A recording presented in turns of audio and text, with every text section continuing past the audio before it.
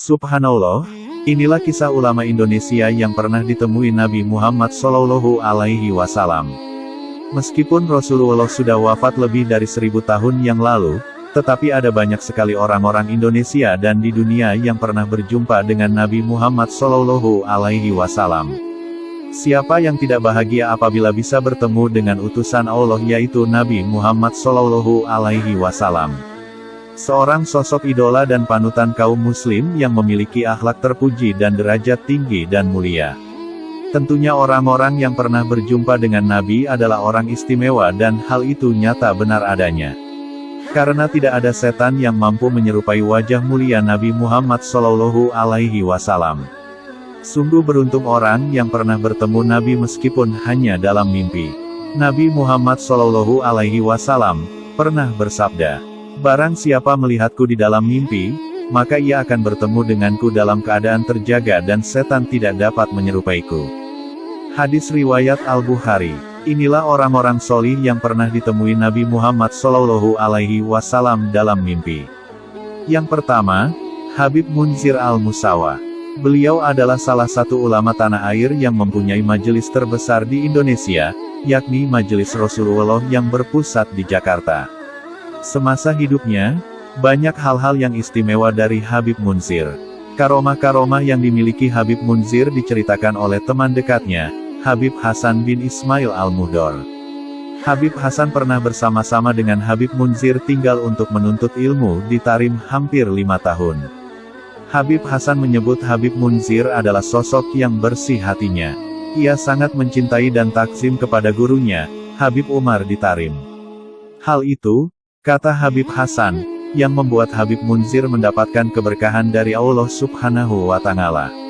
Selain keberkahan ilmu, Habib Hasan juga menyebut bahwa Habib Munzir mendapat keistimewaan dari Allah yakni mudah untuk bertemu Rasulullah SAW lewat mimpi. Dan yang aneh, boleh percaya atau tidak, dari kita sebagai teman dekatnya percaya, beliau selalu diingatkan oleh Rasulullah SAW tentang umurnya, katanya. "Wahai Munzir, umur kamu tinggal sekian tahun." Kemudian gak lama mimpi lagi dengan Nabi. "Munzir, umur kamu tinggal sekian tahun," sambung Habib Hasan menceritakan. Habib Munzir selalu diingatkan umurnya oleh Rasulullah SAW hingga beberapa hari menjelang ajalnya menjemput. Sebelum wafat, Habib Munzir pernah menuliskan di blognya, http://majeliskecil.wordpress.com, yang berisi tentang kerinduan dan mimpinya bertemu dengan Rasulullah, dan ramalan umurnya yang tidak akan melebihi 40 tahunan.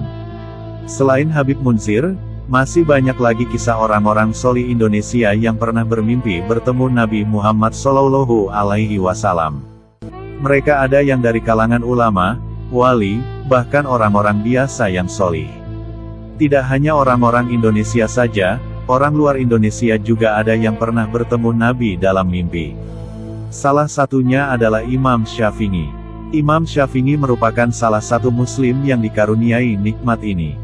Dalam Manaqib Al-Imam Asy-Syafi'i, Imam Fahru Razi menuliskan kisah Imam Syafi'i yang mimpi bertemu Nabi Muhammad SAW. Imam Syafi'i bercerita, dalam tidurnya ia bertemu Rasulullah SAW.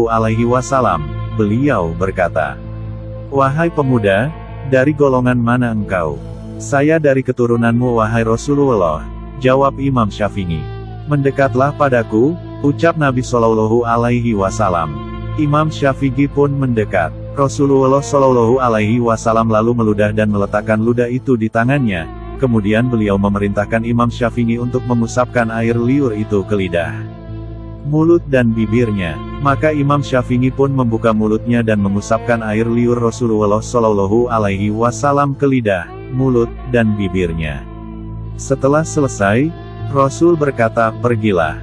Barakallahu fik, semoga Allah memberkahimu." Meskipun hanya bertemu Nabi Muhammad SAW sebentar saja, mimpi itu terus saja membekas dalam ingatan Imam Syafi'i. Bagaimana mungkin ia bisa lupa doa yang dipanjatkan Rasulullah SAW untuknya? Selain itu, liur Nabi SAW juga mengandung mukjizat dan keberkahan.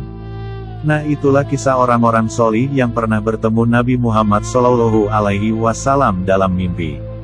Tentu tidak sembarang seseorang bisa mengaku dirinya bertemu Nabi. Orang yang bisa mimpi bertemu Nabi adalah orang-orang solih pilihan, bukan orang-orang ahli maksiat. Apabila ada orang ahli maksiat mengaku-ngaku bertemu Nabi, maka jelaslah dia sudah berbohong. Semoga kisah ini bermanfaat. Wallahu a'lamu bishawab.